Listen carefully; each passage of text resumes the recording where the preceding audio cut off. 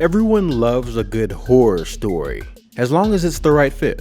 Horror isn't for everyone, but there is a way to find a horror story for everybody. The GOAT of all family-friendly horror stories might actually be Goosebumps. But what inspired it? Is it the same source that inspired Netflix and Black Mirror, a show that has pretty much exhausted what this genre could be, even in a futuristic modern-day society? Whatever the case, it could be, now in 2023, that this lesser-known subgenre is essentially dead. As the horror genre was starting to lack in originality and shock value, this horror subgenre has been making a comeback over the past decade. The horror anthology. As an anthology is a collection of fictional work done by one or many different authors. The horror anthology is a collection of horror stories. As the capabilities with television and film evolved, so did the creativity of genres like this. As an anthology series, it can be a hit or miss. Unlike with books that pretty much show you what you're in for on the cover, TV and film anthologies feel more unexpected, and at the end you might get a plot twist. You don't know how this story is going to unfold, and you may not even have a grasp on who the characters are or what's going on in the first place. It's a pretty tricky subgenre to deal with on screen, but there's actually a lot of creative freedom one can have with it. A subgenre like this really doesn't have many rules. It could be bad, it could be good. But the key factor with the horror and horror mystery anthology, I think, is that they should have the same impact as a longer standalone horror movie. Within a small amount of time, they should leave you feeling legitimately spooked. TV and film-wise, the horror/mystery anthology has been a thing since the early 50s. It was brought back into the 20th century with comic books. Published from 1950 to 1955, you had Tales from the Crypt to come out twice a month, along with sister titles The Vault of Horror and The Haunt of Fear. Now, as TV was coming up, Alfred Hitchcock was considered a master of horror because he was the first to really bring horror to TV and film in an unforgettable way. Good evening, and thank you for allowing me to come into your parlor. He hosted and produced Alfred Hitchcock Presents from 1955 to 1966, aired late at night on CBS, and then NBC would have the rights to it. I guess that's why you can watch it on Peacock. While it will be hard to top the master of suspense at his own game, we would get The Twilight Zone, airing from 1959 to 1964 on CBS. Twilight Zone would probably be the first show that comes to mind when people think of the classic anthology series. Its impact stretches over decades. It was rebooted in 1985, again in 2002, and most recently in 2019. But by 1960, there was a clear shift in the programming being made for TV. You had weird shows like Alfred Hitchcock Presents and Twilight Zone doing really well. So guess what ABC decided to do? They produced The Outer Limits, kinda like The Twilight Zone, but it had an emphasis on science fiction. This only lasted for 2 seasons though. It was revived for a more successful run in the 90s. We will control all that you see and hear. Probably because other sci-fi shows like The X-Files were doing so well. Now that CBS has revived The Twilight Zone for their streaming service, it's rumored that ABC or Amazon will be doing another Outer Limits revival.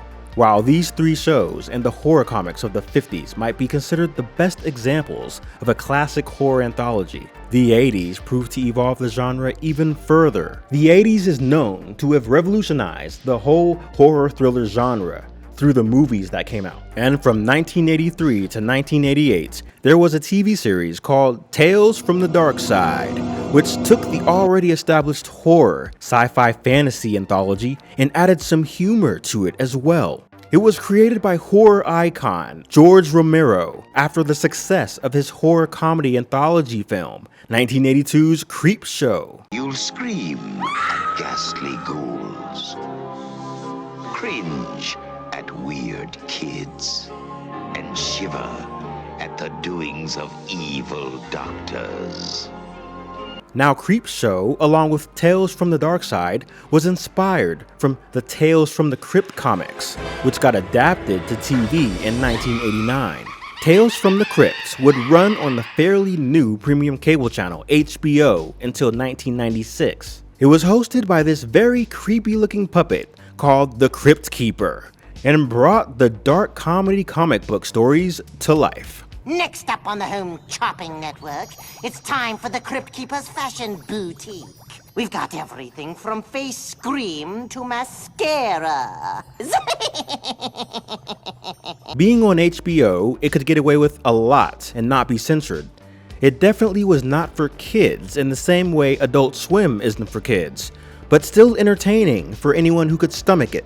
Despite this, they found a way to adapt it into an animated Saturday morning cartoon. Starting in 1993, it would get 3 seasons between then and 1999. Completely remade for children, Tales from the Crypt Keeper didn't have any blood, profanity, gore, or sexual content like its live-action counterpart. They would even make the episodes have a teachable lesson in the end. A scared straight show, if you will.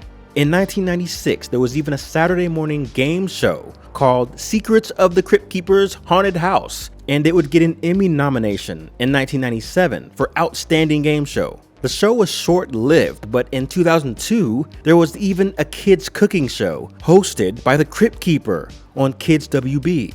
It's really incredible how they flipped a horror anthology hosted by the creepiest puppet you've ever seen into something that was kid-friendly. By the end of the 90s, they had made the Crypt Keeper look like Oscar the Grouch. I'd say it's because of 2 factors. Tales of the Crypt originated as comic books. Comic books are predominantly made for children and young adults. There also was the comedy aspect. So it makes you wonder if comedy can trump horror. Like if genres were in rock, paper, scissors, yeah, comedy would definitely beat horror. You can see it even today.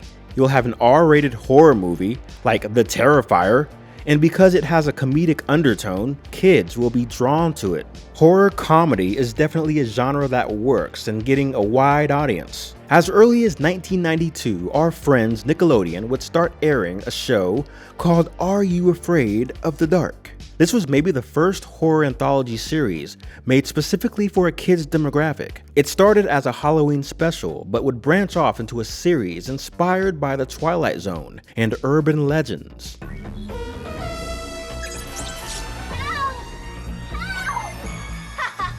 Are You Afraid of the Dark had a 7-season run, if you include the 1999 revival, and some of the stories/episodes were actually pretty scary. The episode Laughing in the Dark from season 1 still creeps me out, and I don't even have a clown complex. Now, given the time this was made, I would say that the 80s show Tales from the Dark Side definitely had some kind of influence in the show getting greenlit. It's kind of right there in the words, Tales and Dark.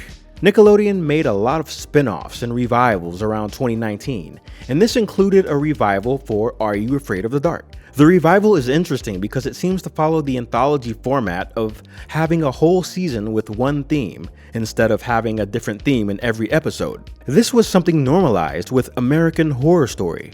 Every season had a different horror story theme, which is a fantastic format, or at least it was until they drove it into the ground.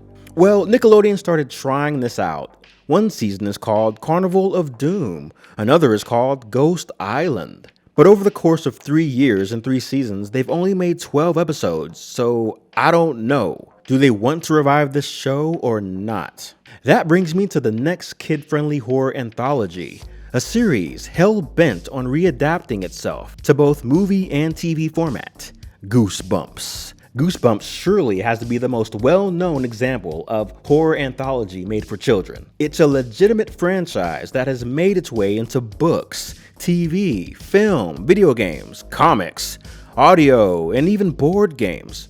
The author, R.L. Stine, is incredibly well known just by his name alone. You know that when you see his name, he is the author behind Goosebumps. Goosebumps, of course, is a series of horror novels, reaching across many other genres, including mystery and comedy. The book series, which originally published between 1992 and 1997, was published by the iconic Scholastic Corporation. Scholastic is known for its book fairs. They still do the fairs, apparently, but in the 90s, if you were there, you were there. Scholastic's mascot is Clifford the Big Red Dog, one of their top-tier titles, and one of their worst film adaptations. Based in Pennsylvania, they are also known for having the US publishing rights to Harry Potter and the Hunger Games book series. Scholastic is the world's largest publisher of children's books for pre-K to grade 12. Besides Clifford and Arthur, Scholastic is also known for Captain Underpants and the Animorphs. Now, Animorphs is right up there with Goosebumps as far as the best-selling children's sci-fi mystery goes. Running from 1996 to 2001, Animorphs was a science fantasy young adult series about a group of kids and an alien who have the ability to transform into any animal they touched. They fight against this evil alien race that would basically do the same thing by forcing themselves onto the host and taking over their body. The Animorphs protect the planet all while keeping their identities a secret, like Spider-Man. But on the other side of Animorphs, you had Goosebumps, a series that became the second best-selling book series behind Harry Potter. The author of the series, R.L. Stine himself, said that he remembers reading Tales of the Crypt comics, and they are credited as an inspiration to Goosebumps.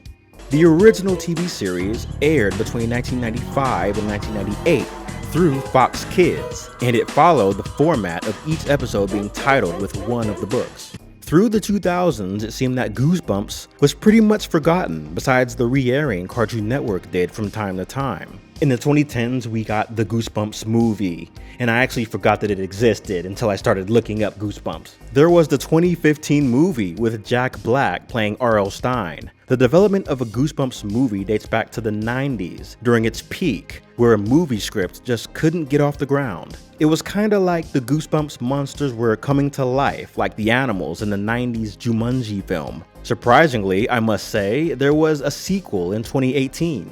Obviously a made-for-Halloween movie. These movies would of course boost Goosebumps' popularity and spawn a few new video games, but it would take several more years to produce an actual Goosebumps TV revival, which is airing right now. Similar to what the Are You Afraid of the Dark revival did, it's changing up the format from what it used to be in the 90s. The 2023 Goosebumps is following a one-season, one-timeline, and group of people type of format, where even though each episode features a different story, the same 5 high school kids are involved, along with modern-day horror icon Justin Long. It's streaming on both Disney Plus and Hulu, which reminds you of just how much juice the Goosebumps franchise actually has. This is a horror comedy franchise under the billion-dollar Scholastic Corporation. It had a musical and its own line of comic books.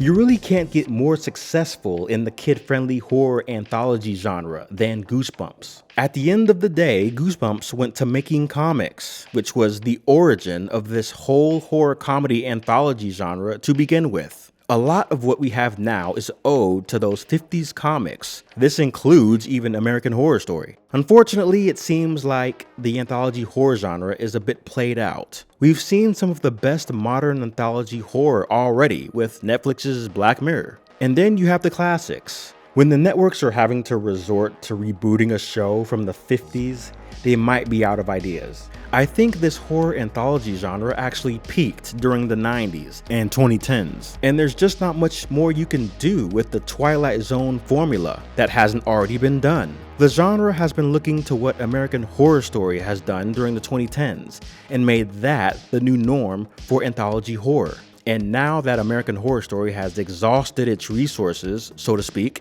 all we really have is what 90s shows like Goosebumps and Are You Afraid of the Dark can do. Tales of the Crypt gave us the blueprint of what a successful long-running horror anthology could really be. Could this blueprint actually be used to make another, or will that and Goosebumps be the best we'll ever get? It's hard to tell. Like and subscribe for more random nostalgia and interesting coincidences surrounding said nostalgia, and I will see ya.